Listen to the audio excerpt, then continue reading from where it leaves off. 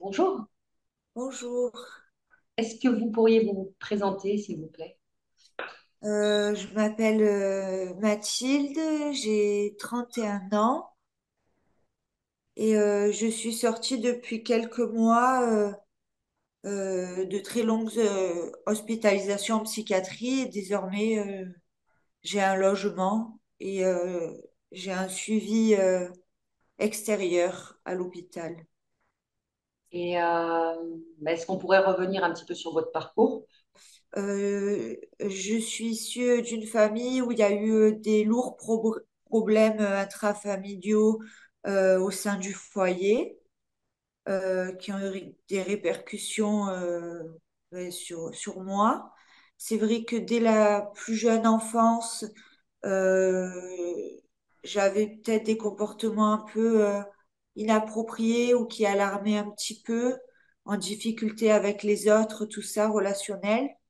Donc, j'ai vu des pédopsychiatres assez jeunes. J'étais une enfant très réservée, voire presque soumise, très craintive. Euh, et oui, avec des difficultés relationnelles déjà. Et j'ai quand même bon, passé la maternelle, passé le début de la primaire, tout ça. Et en fait, j'ai commencé à boire de l'alcool en CM1, donc à l'âge de 8 9 ans. Entre midi et deux, j'ai goûté à ça parce que ça a été un peu mis sur mon chemin. Et en fait, j'ai ressenti le besoin de aller en classe pour pouvoir passer au tableau et pour pouvoir communiquer avec les autres, de plus être dans mon état normal. Et donc, très vite, j'ai senti que c'était plus facile de, de communiquer tout ça et d'être moins réservée en n'étant pas dans mon état normal.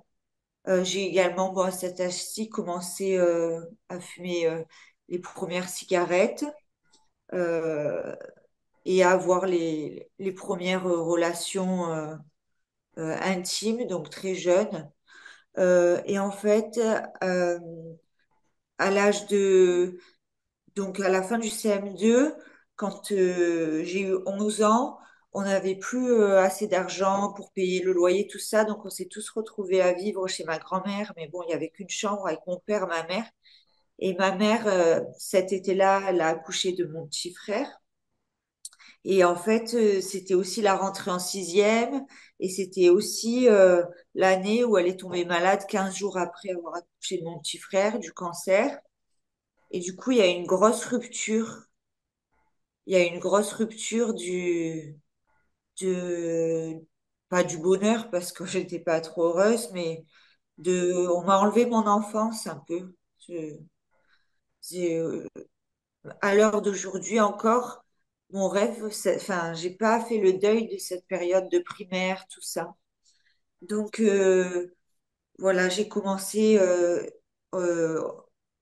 un adulte a emmené vers moi le produit de la cocaïne. C'est la drogue sur laquelle je suis encore addict aujourd'hui, même si je suis sevrée. L'addiction, c'est à vie. Du moment où j'ai goûté au produit de la cocaïne, je suis comme tombée amoureuse du produit parce que je me suis dit, en une seule prise, une seule trace de cocaïne, ça fait plus d'effet que de boire cet alcool entre midi et deux qui était, je n'aimais pas le goût de l'alcool, pour pouvoir atteindre un autre état, alors que la cocaïne, en une seule trace, l'état est atteint instantanément. Donc du coup, j'ai tout de suite abandonné l'alcool. Ça veut pas dire que j'en ai plus bu, mais c'était secondaire, quoi. Vraiment, oui, c'était pas le problème principal. Euh, et cette année-là, on a commencé à me faire échanger mon corps. Et du coup, j'ai commencé la prostitution très jeune, à 11 ans.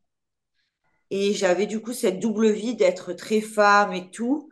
Et à côté, quand même, d'être très réservée au collège, avec ben, être un peu la tête de Turc, pas d'amis, tout ça.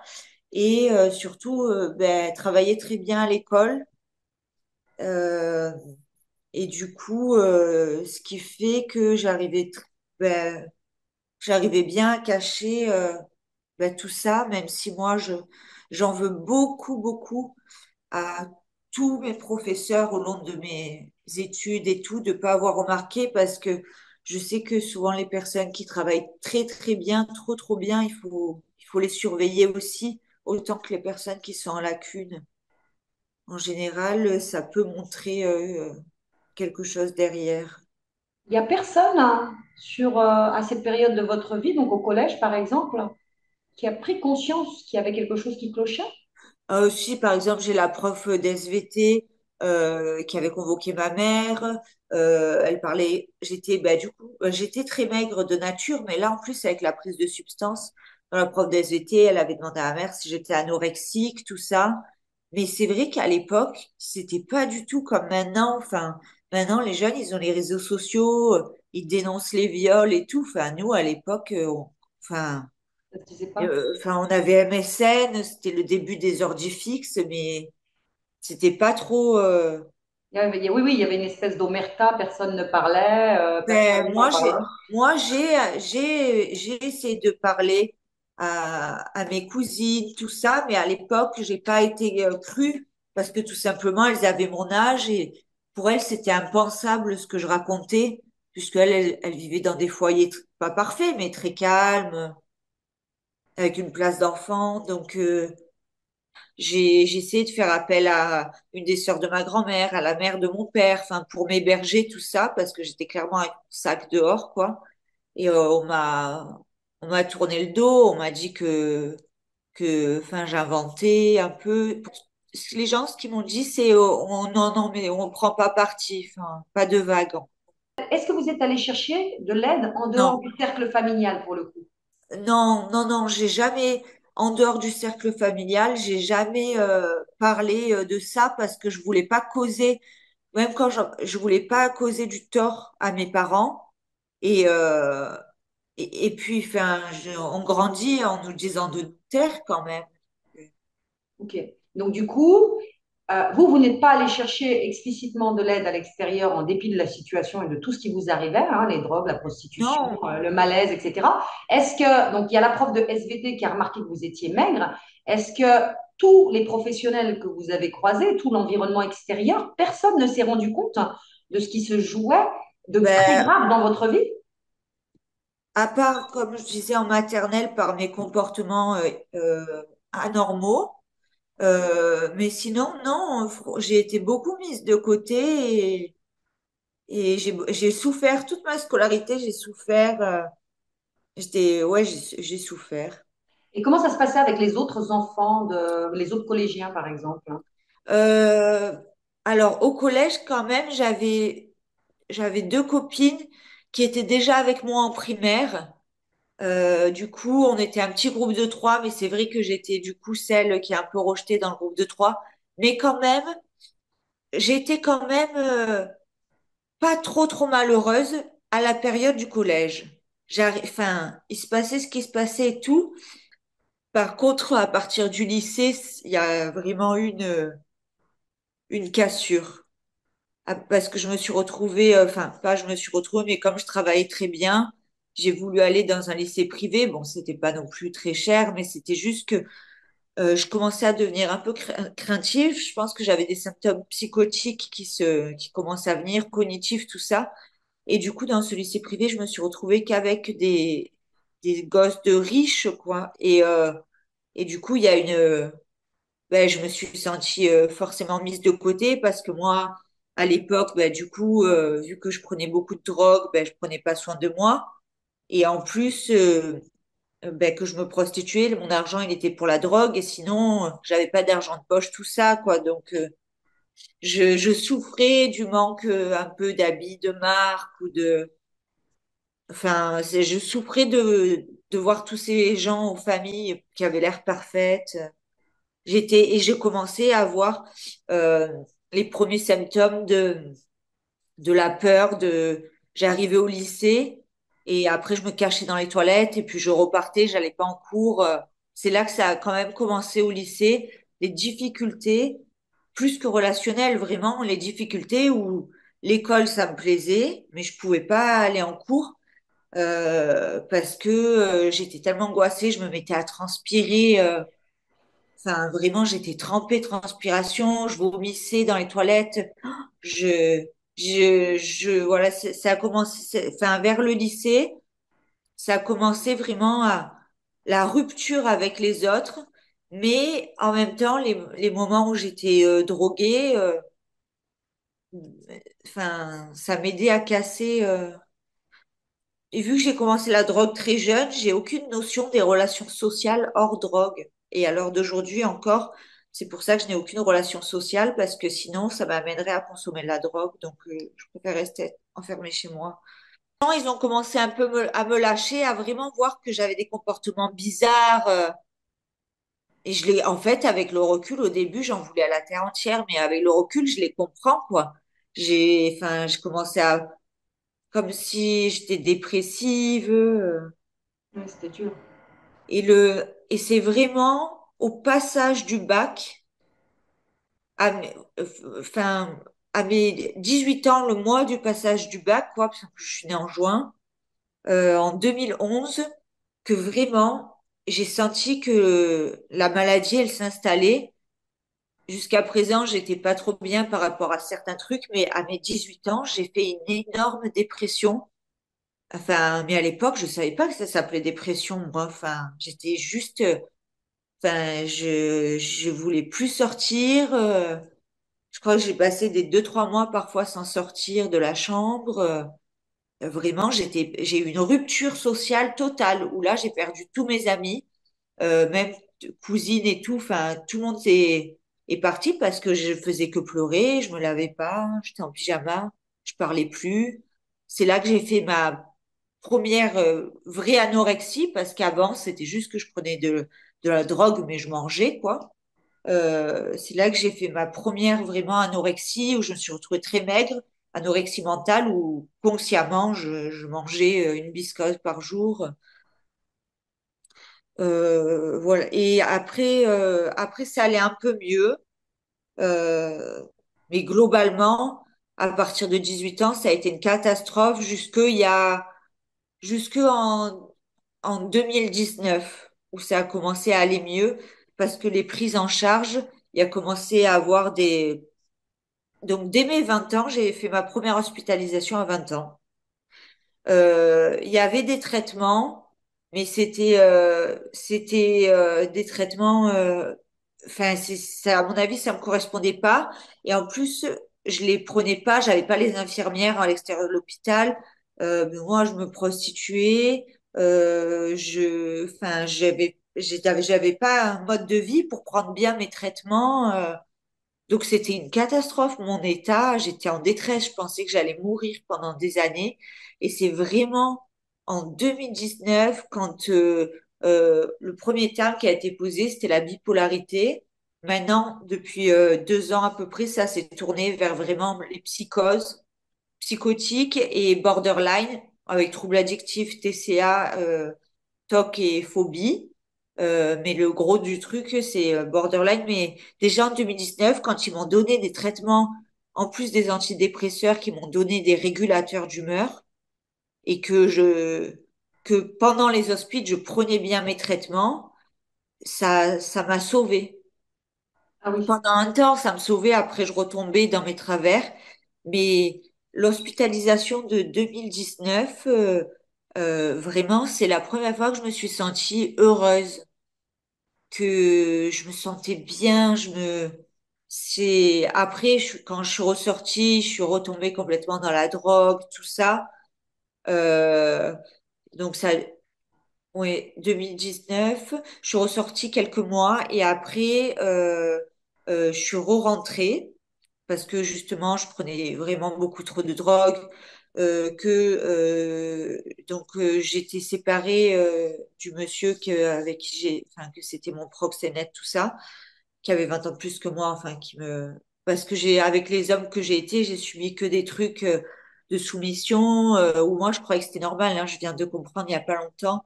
où j'étais attachée, on m'urinait dessus, on m'échangeait. Euh, enfin, j'ai subi en fait que des trucs que j'avais pas envie de faire et du coup, je trouvais ça horrible, ben, la sexualité, tout ça. Mais et encore à l'heure d'aujourd'hui, j'ai plus du tout de relation parce que je suis traumatisée. Et j- j'étais à un point où je prenais tellement de drogue que j'osais pas rentrer chez ma mère et que une fois je suis restée dans la cave, j'ai dormi dans le placard de la cave, je crois, pendant 3 jours entiers et je faisais mes besoins sur moi, tout ça. Et ma mère, elle était venue chercher une veste de ski et en fait, elle m'a retrouvée dans le placard comme ça et moi, je lui ai dit, maman, il faut que tu me laisses rentrer à l'hôpital parce que je sens que je vais mourir, je peux pas. Je prenais des 10 grammes sur 2 jours. Et en fait, c'était une consommation solitaire, moi, que j'ai eue pendant presque toujours. J'ai jamais partagé ma drogue. C'était, j'ai ma drogue. Et ensuite, je prends ma drogue dans la rue. Je marche. 500 mètres plus tard, j'en reprends. Je m'arrête quand il y a des bars ou des alimentations, je m'arrête. Euh, J'essaie de trouver un sauveur, un prince charmant. Donc, j'allais dans les alimentations.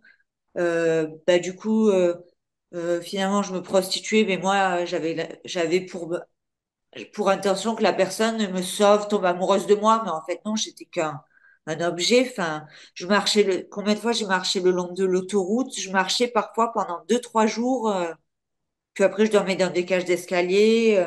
C'était vraiment une prise, c'était pas une prise comme on voit dans les films pour aller en boîte de nuit, pas du tout. C'était une prise très triste, hein. Et du coup, là, les hospitalisations, pour vous, c'était des moments de répit dans cette vie infernale.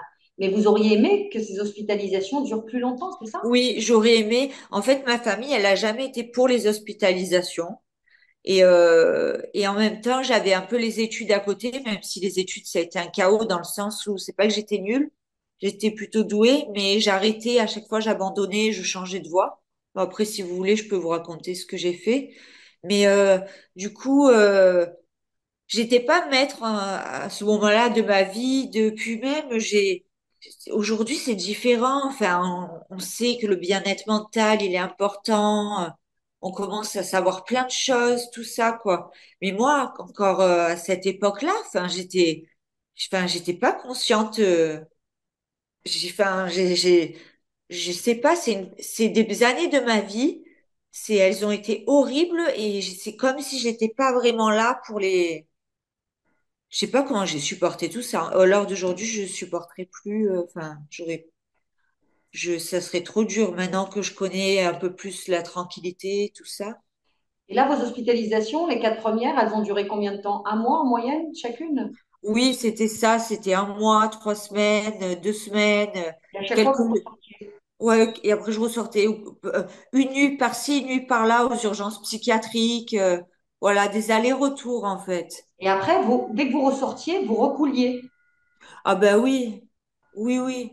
Ben, en fait, déjà, la drogue, même quand ça fait des années qu'on n'en prend plus, on y pense toute la journée. Mais quand on va 15 jours se reposer, enfin, ça change pas la donne. Et vous disiez tout à l'heure aussi que lors de ces premières hospitalisations, votre vie était un chaos, mais que vous essayiez quand même de poursuivre vos études. Mais Ben, en même temps, vous étiez pas prête à aller mieux, apparemment, d'après ce que vous disiez tout à l'heure. Vous ben, n'étiez pas encore prête dans votre parcours de rétablissement. en fait, c'est pas ça, mais c'est que j'avais tellement. Je sais que mes parents ils m'aiment, mais moi, quand j'étais à 18 ans, que je travaillais quand même bien, enfin, je travaillais quand même bien, quoi. J'étais pas non plus première, mais voilà quoi, j'ai eu le bac mention bien, tout ça. Enfin, et du coup, moi, je me suis sentie, l'école, ça me tenait quand même. Le fait qu'il y ait l'école, les devoirs, même si mes parents ils s'en foutaient, ils regardaient pas mes notes, il y avait personne qui savait quelle matière je faisais. Et moi, j'étais très jalouse de mes copines et mes cousines que les parents ils affichaient les devoirs parce que moi j'avais l'impression d'avoir des bonnes notes dans le vide, quoi. Et on me reprochait juste la seule fois où j'avais pas de bonnes notes, mais ils m'ont dit, ben, tu fais un truc gratuit après tes études, débrouille-toi, quoi, parce que. Et du coup, c'est là où je me suis dit, maintenant le lycée c'est fini. Tous les autres, quand il fallait remplir le truc là pour les études Parcoursup ou je sais plus comment ça s'appelait. tous les autres, ils savaient déjà ce qu'ils allaient faire. Et moi, c'est là où ma dépression a commencé. C'est là où, là, vraiment, il y a eu la rupture de l'école, tout ça. Donc, je me suis retrouvée en fac de droit. La fac, c'est pas du tout contenant. Moi, j'ai besoin de trucs scolaires, contenants, de cocooning. Donc, je me suis retrouvée, j'allais au TD de droit civil et pénal parce que c'était obligatoire. Tous les autres cours, j'y allais pas. J'arrivais pas à réviser parce que c'était pas contenant. On arrive pendant 3 heures, on sait pas ce qu'on doit réviser, quel jour. J'étais complètement perdue. J'arrivais pas à aller dans les amphis avec les autres.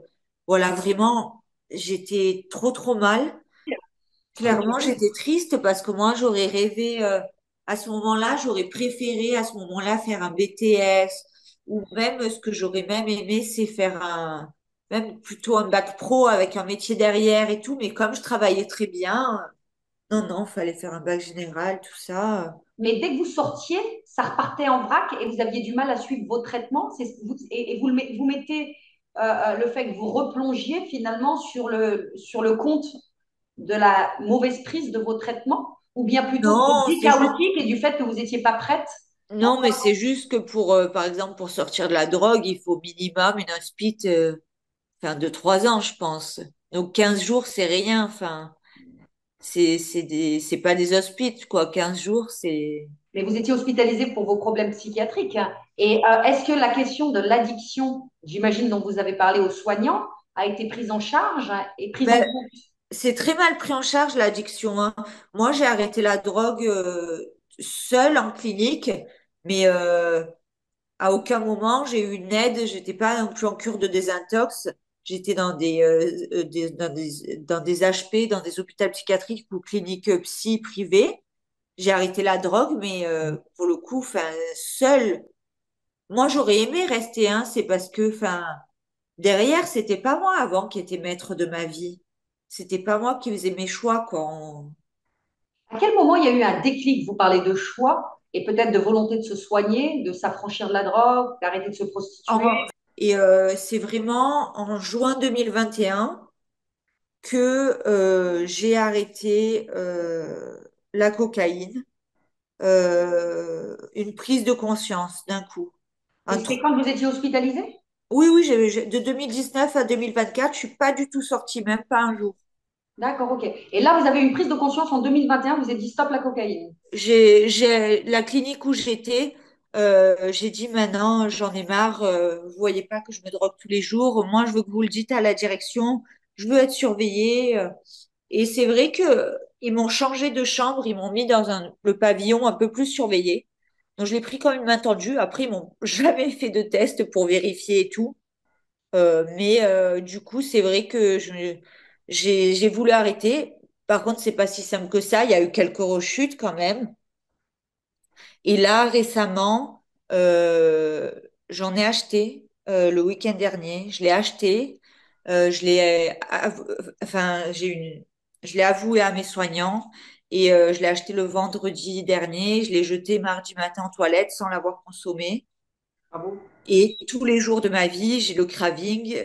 J'ai à chaque émotion, que ça soit là, vu que je suis borderline, je ressens les émotions. Enfin, c'est très compliqué. Je suis très instable émotionnellement.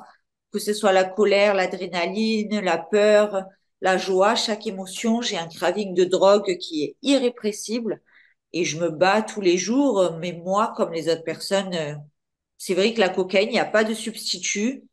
Mais c'est horrible, quoi. Ça sort pas de notre crâne et toute notre vie, on en aura tous les jours envie. C'est, Vous c'est êtes suivi? vraiment. Vous êtes suivi en addicto? Oui, j'ai un suivi, en plus de là où j'étais hospitalisée. Les derniers mois, j'avais un suivi dans un autre établissement avec une addictologue et je l'ai toujours. Et maintenant, là, depuis, vu ce qui s'est passé cette semaine, en plus d'avoir mon suivi avec l'addictologue, j'ai, il y a un groupe qui est, il y a un groupe qui est par téléphone, permanence téléphonique, qui supervise tous les XAPA, Carude, Paul Addicto des Bouches-du-Rhône. Ah oui? Et eux, jusqu'à présent, je les avais par téléphone. Et là, étant donné ma détresse et presque au repassage à l'acte, tout ça, on va avoir vraiment un suivi plus régulier où je vais avoir un référent au téléphone une fois par semaine. Ça s'appelle Arca Sud. Votre situation actuelle, où vous vous sentez quand même un peu mieux. D'abord, vous avez un logement. Vous avez Oui, réussi à obtenir un logement. Comment ça s'est passé ben, en fait, du coup, parce que pendant que j'étais hospitalisée, donc depuis 2019, en 2021, ma mère est décédée ben, après 16 ans de cancer, de rémission, de replonger, tout ça. Et du coup, je me suis retrouvée, j'étais toujours hospitalisée, mais je me suis retrouvée vraiment sans logement. Donc, donc j'avais plus de logement. Du moment où j'ai plus de logement, j'ai été du coup éligible à faire le dossier HLM. En plus, avec moi, je touche l'AH. Enfin, je suis bénéficiaire de l'AH. Donc je suis éligible. Et donc, j'ai fait le dossier HLM. On m'a aidé hein, quand j'ai euh, mais voilà, ça a pris plusieurs années. J'ai signé en avril le bail et je suis restée jusqu'en juillet hospitalisée parce que du coup la psychiatre, elle voulait pas me laisser sortir, heureusement comme ça. Le temps de meubler l'appartement et depuis juillet, je suis sortie. Comment ça se passe, votre vie dehors, dans votre propre appartement Euh, où est-ce que vous en êtes aujourd'hui? Ben, ça a été compliqué. Tout l'été, je suis pas sortie. J'arrivais pas à sortir du tout de l'appartement. Même jeter la poubelle, c'était compliqué. Pour tout, c'était compliqué. Maintenant, autour de moi, j'ai beaucoup de soignants et c'est ça qui m'aide. J'ai des infirmières qui passent le matin et le soir pour la prise des traitements. Euh, je suis suivie au CMP. Du coup, pour tout ce qui est psychologue, psychiatre, et l'après-midi, d'ailleurs, j'y vais cet après-midi, on peut y aller tous les jours, sauf le mercredi et le week-end, faire des activités. J'ai beaucoup de mal à m'intégrer parce que avant que je sorte, dès avril, j'ai commencé à aller dans ce centre. J'ai beaucoup de mal à m'intégrer encore l'heure d'aujourd'hui, donc je reste dans mon coin sur ma petite chaise. Avec les autres patients, par exemple? Oui. C'est compliqué pour moi. C'est des patients vraiment, pas qui vont bien, mais moi, les seuls patients avec qui je m'entendais en hospitalisation, c'était les patients qui avaient, comme moi, soit des psychoses, donc qui étaient schizophrènes, ou alors qui étaient déficients mentaux, et que du coup, je m'entends très bien avec les personnes déficientes mentales, parce que c'est plus primaire, le lien est facile, c'est plus pur. Mais du coup, oui, j'ai du mal à m'intégrer, mais je persiste parce que ben ça fait partie de mes soins. Donc cet après-midi, j'y vais et je vais essayer de pas rester dans mon coin. Et depuis peu, la MDPH, elle m'a accordé un suivi par un SAMSA. Et du coup, j'ai le suivi SAMSA qui est en train de se mettre en place. C'est vous qui avez été à l'origine de toutes ces demandes, de tous ces parcours Euh, de soins, parce que les c'est quand même demandes, oui. Après, j'ai eu remarquable. des aides pour c'était vraiment mon souhait d'avoir le plus d'équipes autour de moi euh, parce que justement l'extérieur c'est compliqué parce que enfin j'ai jamais vécu normalement en extérieur. Je me traitais comme un animal avant. Donc apprendre à vivre normalement, mais du coup je me cadre beaucoup, je me couche à 20 heures, je n'ai pas d'amis, je ne vois personne à part mon petit frère, ma grand-mère, mon père. Je ne vois, enfin, il y a personne qui vient chez moi par les soignants. Je m'impose une vie très carrée parce que sinon ça part dans le n'importe quoi. Mais du coup, c'est pas que je suis en souffrance, mais j'ai pas non plus de relations parce que je suis traumatisée des relations. J'ai aucun lien avec je ne vis pas. Voilà, je vis pas. Je reste dans mon appartement. Moi, on m'a pas appris à manger à table. Enfin, on n'avait pas de vie familiale. Et parce que, sans vouloir remettre tout le poids, enfin voilà, ma mère a été très très malade.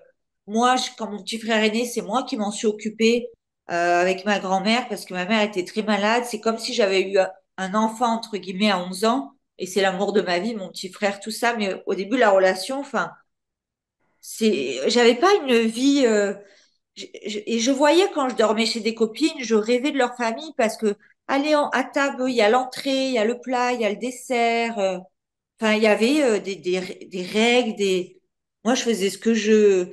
C'était en même temps très sévère et il y avait de la violence, tout ça, et enfin beaucoup les flics à la maison. C'est vrai que voilà, mon père, il a eu beaucoup de problèmes à la justice, tout ça, mais bon. Et je savais pas vivre. Et encore à l'heure d'aujourd'hui, là, moi, j'ai des gros problèmes. J'ai fait beaucoup d'anorexie, mais maintenant, je fais beaucoup de boulimie sévère, très sévère. Je mange qu'une seule fois par jour pour me permettre de faire une crise. Pendant 24 heures, je me prive de nourriture. Et tous les jours, à peu près vers 18 heures, je commence ma crise une fois que ça fait 24 heures. Et là, je mange des quantités astronomiques de nourriture. Je suis capable de manger des trucs même pas décongelés, tout ça, et jusqu'à me faire vomir, remanger. Il reste sur ce point que j'arrive pas à me traiter normalement. Mais, voilà, parfois aussi, ce qui est un peu compliqué, j'ai l'aide à domicile, mais là, j'ai des aides-soignantes juste comme ça qui vont venir pour l'aide à la douche, l'aide à tout ça, prendre soin de soi, ne pas se comporter comme un animal. Mais j'apprends à vivre, j'apprends à faire des courses, j'apprends à prendre du plaisir, à regarder la télé, à nettoyer le logement. C'est pour ça qu'à l'heure d'aujourd'hui, même si de par le fait que j'ai un trouble de la personnalité et que ben voilà, je peux me souvent je me scarifie, je me tape le visage, j'ai beaucoup de crises sur moi, mais ça c'est la pathologie quoi. Mais en dehors de ça, je suis trop reconnaissante du logement, mais j'ai du mal à réaliser que c'est chez moi, c'est bizarre. Et quel regard vous portez sur vous, sur votre, cette année-là et ces derniers mois de bataille, quelque part, contre les maladies, contre les Oui. troubles? Ben moi, j'ai pas trop un regard positif parce que bon, déjà, j'ai un problème avec moi-même, c'est que je me déteste, tout ça, je me sens super sale. Mais de ce que j'entends des soignants, tout ça, enfin, ils disent oui, vous vous rendez pas compte le chemin parcouru. Mais c'est vrai que moi, je me rends pas compte parce que, enfin, je me noie tellement dans un verre d'eau. Là, ce matin, bon, j'étais hyper stressée. Maintenant, je suis contente d'avoir pu verbaliser. Mais il va suffire d'un mini truc pour que pendant 3, 4 jours, je sois vraiment en idée suicidaire. Donc, c'est vrai que je suis jamais assez bien longtemps pour pouvoir prendre conscience des choses. Mais oui, je suis quand même contente parce que ben, j'ai un logement, c'est vrai que j'ai une chambre, tout ça, et que ben, déjà plus jeune, je m'étais retrouvée à la rue, que j'ai pas trouvé enfin, j'étais vraiment menée à moi-même. Et après ces dernières années, j'étais sans domicile mais hospitalisée, mais j'étais quand même sans domicile. Ça veut dire que mes hospitalisations ne sont pas toujours très bien passées parce que j'ai des problèmes relationnels. Et du coup, enfin, j'ai déjà été virée d'établissement, tout ça, quand je faisais des crises, parce que je fais des grosses crises sur moi, mais du coup, voilà, quoi, j'ai déjà été en isolement, sédatée par piqûre, enfin. Donc là, je me dis, là, il y a plus ça, maintenant, je suis chez moi. Et c'est quoi Et d'un l'avenir côté, pour vous? ça me manque parce que, enfin, quand je suis vraiment pas bien, je me fais peur quand même. Là, depuis juillet, il y a eu une fois où je suis allée aux urgences et j'ai été hospitalisée juste une journée dans un hôpital psychiatrique public et j'ai demandé à sortir et le médecin interne qui était en service ce jour-là, il m'a autorisé à ressortir. D'accord, vous n'avez pas voulu, vous n'avez pas exprimé la volonté de rester, du coup, cette En fois-ci. fait, je voulais rester, mais j'avais plein de trucs à finir dans la maison, tout ça. Et du coup, ben, je me suis dit, oui, mais si je reste et que je finis pas, donc j'ai demandé à sortir. Mais comme j'ai vu avec mes soignantes, tout ça, c'est pas impossible qu'une fois que tout le brouhaha de décembre, tout ça passe, qu'en janvier, je rentre un petit peu me reposer.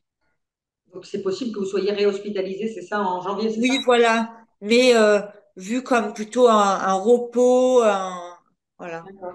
Et alors, comment vous voyez l'avenir, les prochains mois, les prochaines années? C'est quoi vos Euh, projets? Ouais, moi, c'est, je suis toujours un peu angoissée parce que bon, j'ai la peur du vide, la peur de, enfin, c'est un peu compliqué, mais moi, ce que j'aimerais, c'est ne plus me sentir aussi mal dans ma peau et peut-être avoir un traitement, peut-être un peu changer le traitement qui limite cet état de mal-être, parce que là, on va dire que sur une semaine, je suis euphorique un jour, en idée suicidaire 4 jours. Enfin, Ça reste difficile. j'aimerais bien, voilà, j'aimerais bien. Après, ça fait partie de la pathologie, donc je sais que tous les traitements même qui vont me shooter, j'aurai toujours ça. Ce que j'aimerais bien aussi, c'est être capable d'un jour pouvoir partir en vacances. Je rêverais d'aller à Paris. J'aimerais bien y aller avec ma mamie, mais elle est un peu fatiguée. Et j'ai jamais vraiment pu partir en vacances parce que en fait, du moment où je partais en vacances, j'étais forcément mal dans ma peau. J'avais des hallucinations qui se déclenchaient parce que j'ai beaucoup d'hallucinations visuelles, auditives, tout ça. Et du coup, je suis jamais vraiment partie en vacances.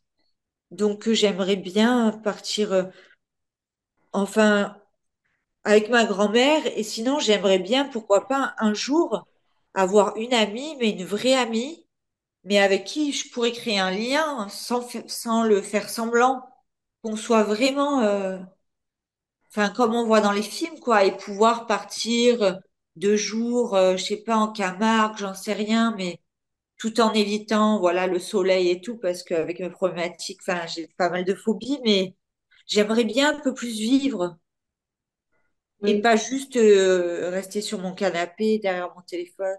Vraiment, ce que j'aimerais faire passer, ce que j'aurais aimé savoir, c'est qu'il ne faut jamais commencer, vraiment, jamais commencer parce que moi, du coup, je témoigne pour la cocaïne parce que j'ai pris beaucoup de drogue dans ma vie, LSD, tout ça, mais c'était en plus. Mais mon addiction, c'était la cocaïne. Une seule prise, c'est déjà trop tard. Donc que vraiment il faut jamais commencer et que même si on nous conseille, qu'on nous dit qu'on se sent bien avec tout ça, eh ben même si on est timide ou quoi, tant pis, il faut rester timide, mais que c'est un enfer. Après c'est un enfer qui dure toute une vie, hein. C'est un combat de toute une vie. Enfin, vraiment, j'aurais aimé qu'on me dise qu'il faut jamais commencer. Et ensuite, quand même, le message que je voudrais faire passer, je parle pour moi, mais je parle aussi pour d'autres personnes que j'ai connues dans les centres, tout ça. On peut s'en sortir. C'est difficile, il y a des hauts, des bas, mais quand même, c'est pas parce qu'on a été très grand toxicomane et que tout le monde, personne ne mise sur nous, qu'on peut pas s'en sortir. Mais ça reste très difficile. C'est pour ça qu'il faut vraiment jamais commencer parce que ça impacte toute une vie. On peut pas dire oui, je prends une prise pour rire comme ça. Voilà, et surtout si quelqu'un vous en propose, ben, c'est que c'est pas quelqu'un de bienveillant pour vous, donc c'est quelqu'un qui vous aime pas, que ce soit en amitié ou en amour. Voilà.